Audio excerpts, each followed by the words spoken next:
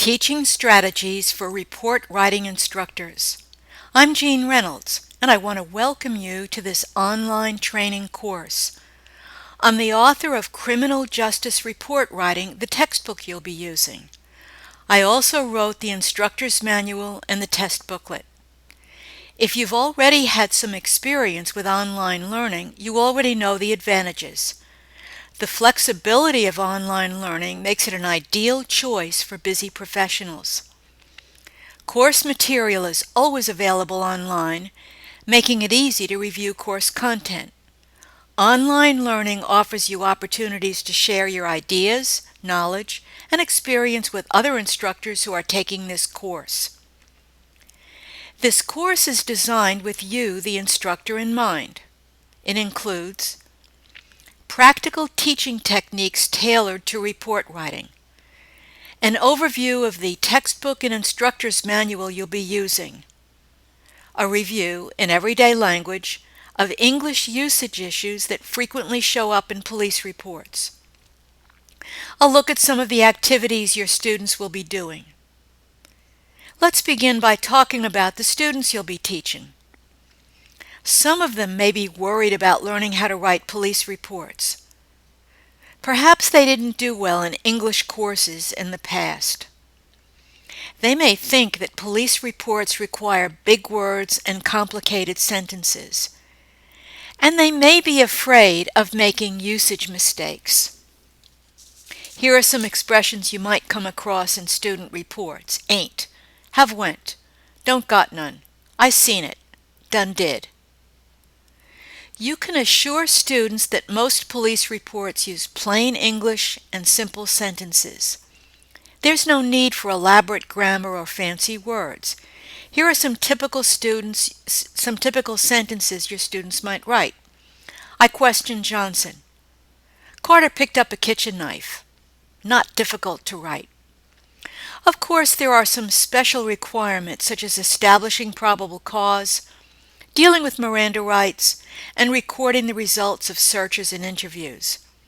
You'll be there every step of the way to help students master these skills. English usage doesn't have to be scary. Your students have been exposed to good usage again and again in school and through television and other forms of entertainment. Awareness and practice will help them develop the skills they need. You can speed the process by advocating active learning in your classroom. Active learning means learning by doing. Much academy training already involves active learning, the kind that transforms the human brain. But writing classes tend to be different. Often students sit quietly while the instructor does most of the work. Some students think that making corrections is the teacher's job. If you ask a class to double-check their work, some students might not even try to make corrections.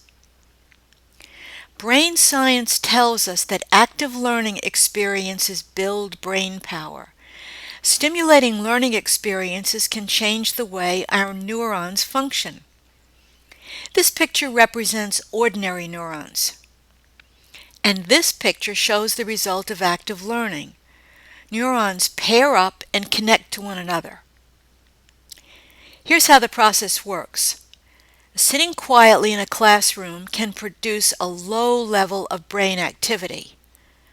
Learning by doing demands a much higher level of brain activity. Over time, active learners, students who read, write, and talk, develop a better brain. Making students accountable for their work is one of the best ways to build brain power. Encourage students who are always in a hurry to slow down and check their work. Checklists are effective accountability tools. You might be surprised by the writing tasks that students can handle on their own. Use capital letters correctly, so important now that texting is common. Start every sentence with a person, place, or thing. End every sentence with a period. Make careful word choices. Write neatly. Double-check facts. Use a dictionary or spell checker. Of course, you want to be able to help with advice and feedback, but it's important to expect students to put in equal effort. If you provide structure and insist on accountability, your students will rise to the challenge. Sometimes you may have to put a class on notice. The days of sitting back while the teacher does the work are over. Of course, you can share what you know and offer help when needed. The key to success is knowing when it's time to step in.